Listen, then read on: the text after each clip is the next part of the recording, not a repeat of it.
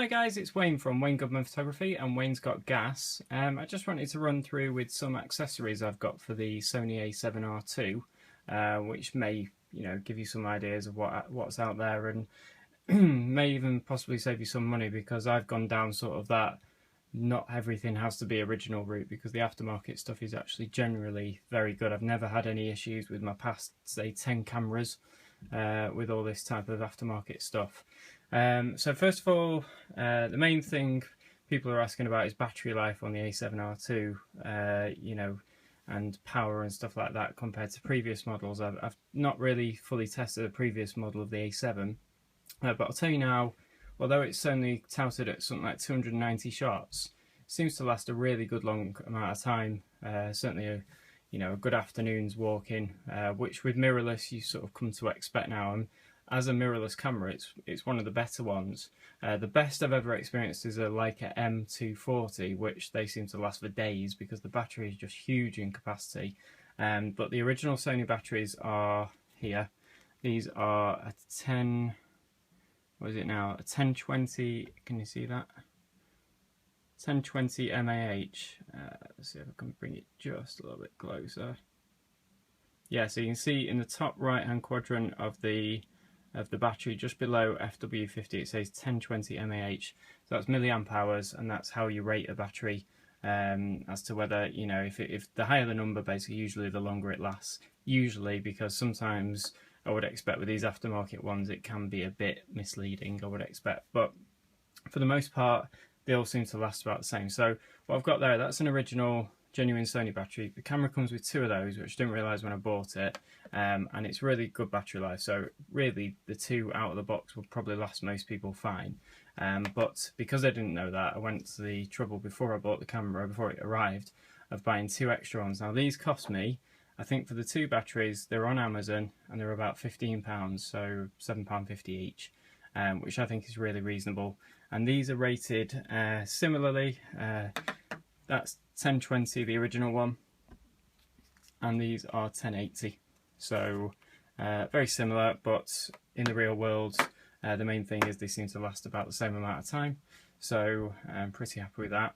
They are made by a company called X Pro. There's lots of different companies out there, but this is an X Pro battery, and it's just the standard FW50 fitment. Charger wise, with my previous camera, the RX1R, that didn't come with an actual charger. Believe it or not, in the box you pay all that money, you don't get a mains charger. You had to charge it only within the camera with a USB cable. So the Sony A7R II does come with a charger, but it actually comes with two chargers. It comes with like a USB and a sort of one like this where you put the battery in it. But I bought this for my previous camera and I've kept it. The good thing is these come off, so all you need to do is get the correct adapter to your battery, and then you can charge two batteries at the same time. And what's really good is here and here you get two separate readouts, and it tells you how many percent your battery is charged to, so 60%, 70%, 80%, so you know where it's up to basically. So you're not wondering how long it's going to take to charge the rest of it, and if you've already got enough charge. It's a really good, useful unit. This is made by a company called Bluemax. Again, I purchased this off Amazon. I think this was about I think it was just over £20, but I've then had to buy the two new units for it, for the different batteries for the A7R II versus the RX1R, and they were about £10 for the two plates. So not a cheap unit for charging, but really, really useful, really good.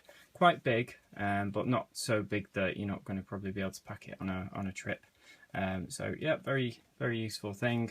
It does have a car charger adapter, but that didn't come with it, so I guess you have to buy that separate.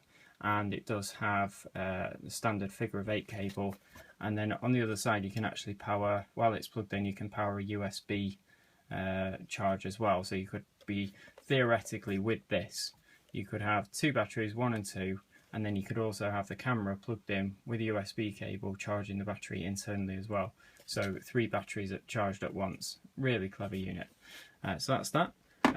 We've been through the adapters, but just to run over it again, we have the this adapter from K&F Concept, which is for the Leica M mount lenses. This is actually a Voigtlander lens with an M mount on it, and that just means I can use this 15mm lens on the A7R II.